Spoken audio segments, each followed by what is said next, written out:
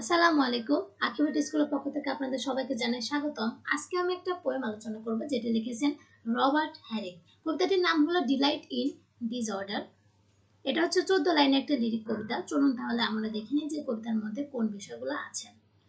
তবে আমরা মূল টেক্সটে যাওয়ার আগে মূলত এটার যে থিম সেটাই আলোচনা করব। এখানে রবার্ট হ্যারিক তার প্রেমিকা অথবা তার পছন্দের নায়িকাকে তিনি এমনভাবে উপস্থাপনা করেছেন যে তিনি তাকে তার অগোছালো দিকটাই তার বেশি ভালো লাগে।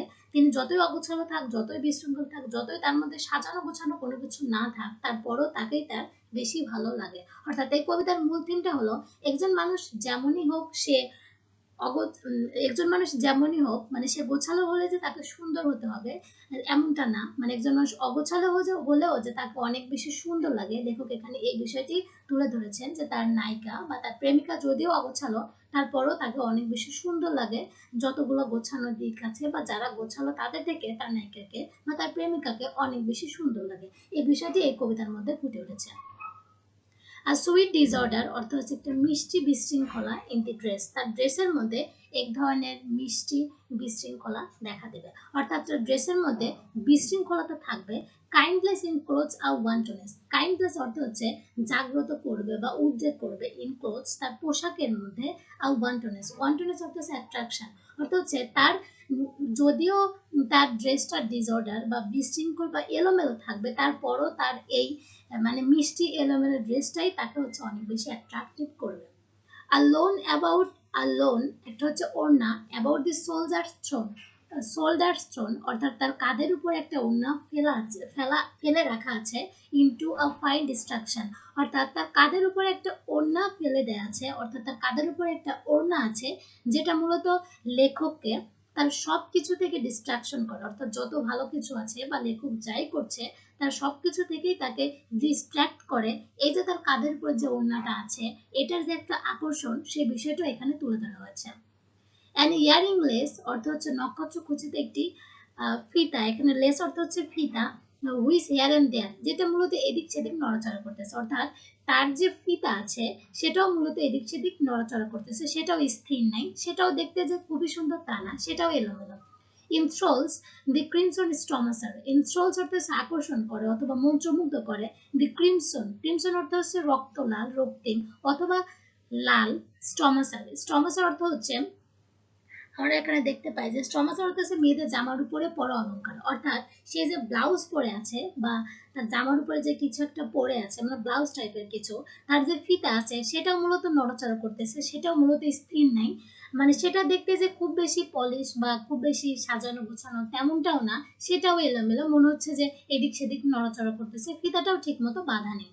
আ calf neglectful and there by. আর সেখানে ওড়নাটা যে আছে সে ওড়নাটাও মূলত হচ্ছে নেগলেক্টফুল দেয়ার বাই, মানে এদিক সেদিক ওড়নাটাও ঠিক নেই যেন এদিক সেদিক নড়াচড়া করতেছে, কোনো কিছু গুছানো নেই, কোনো কিছু সুন্দর নেই। Ribbons to flow confusedly. এখানে রিবনস ফিতার কথা বলছে যে ফিতাগুলো যেন অবিরত নড়াচড়া করেই যাচ্ছে, মানে তার ফিতাও নড়াচড়া করতেছে, তার ওড়নাটাও তার কাঁধের উপরে যেটা আছে সেটাও মূলত ঠিকঠাক মতো সুন্দরভাবে পলিশ করা নেই। উইনিং ওয়েভ অর্থাৎ আকর্ষণীয় যে ঢেউ। ডিজার্ভিং নোট অর্থাৎ সেখানে যে এত কিছুর পরেও মানে লেখক মূলত সেই কিছুই তাকে অ্যাট্রাকটিভ করতেছে, মানে ডিজার্ভিং নোট অর্থাৎ আমরা সেখানে দেখতে পাবো যে আকর্ষণীয় একটা বিষয় থাকবে।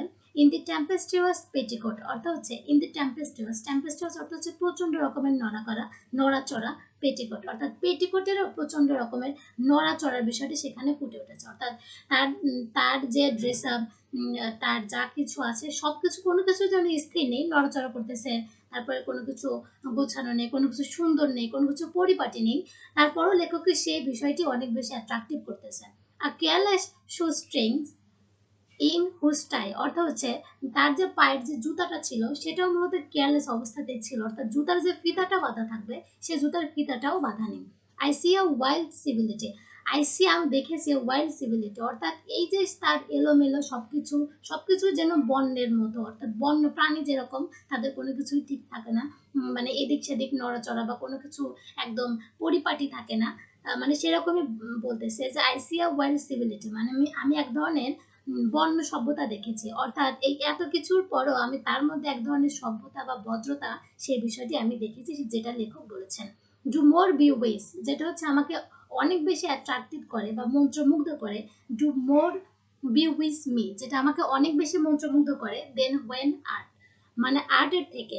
অর্থাৎ একটা সাজানো গোছানো বা একটা শিল্পর থেকে এই যে তার অগোছালো দিক, সেটা আমাকে অনেক বেশি অ্যাট্রাক্টিভ করে। Is two precise in every part.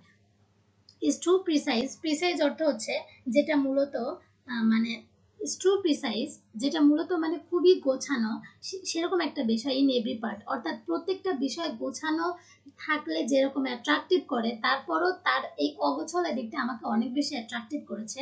যে do more bewitch me আমাকে অনেক বেশি মন্ত্রমুগ্ধ করে than when art is two precise in every part, অর্থাৎ কোনো কিছু প্রত্যেকটা পার্টে সাজানো গোছানো থাকলে বা পলিশ থাকলে বা পরিপাটি থাকলে যেরকম সুন্দর লাগে, তার থেকেও তার এই অগোছালো দিকটা আমাকে অনেক বেশি অ্যাট্রাক্টিভ করে। আমি তার এই অগোছালো দিকটাকেই বেশি ভালোবাসি। তাহলে আজকে এই পর্যন্তই। নেক্সটের দিনে নতুন কোনো ভিডিও নিয়ে আপনাদের সামনে অবশ্যই উপস্থিত হবো। ততক্ষণ পর্যন্ত সবাই সুস্থ থাকবেন, ভালো থাকবেন।